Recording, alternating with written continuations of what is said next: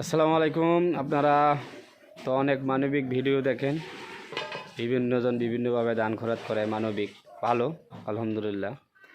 তো আমি আজকে এমন একটা ভিডিও দেখাবো মানবিক কাজ। তো এটা হলো সবথেকে বড় মানবিক কাজ, ঠিক আছে? হজ জাকাত দান খরচ সব থেকে বড় মানবিক কাজ হলো এটা। আর জান্নাত খুঁজতেছেন না? জান্নাত, আল্লাহ দেওয়া জান্নাত বেশি দূরে না, কাছে। আমি কাছে আমার এই যে আমার আম্মা, এই যে পায়ের নিচে হলো জান্নাত। আমার আম্মা অসুস্থ, আমি সেই 350 কিলো দূরেতে আসছি। আমার আম্মাকে দেখলাম, ডাক্তারের কাছে নিলাম, রিপোর্ট করলাম, এক্সরে করাইছি, সব কিছু দেখায় আলহামদুলিল্লাহ এখন ওষুধপাতি খায় আমার আম্মা সুস্থ।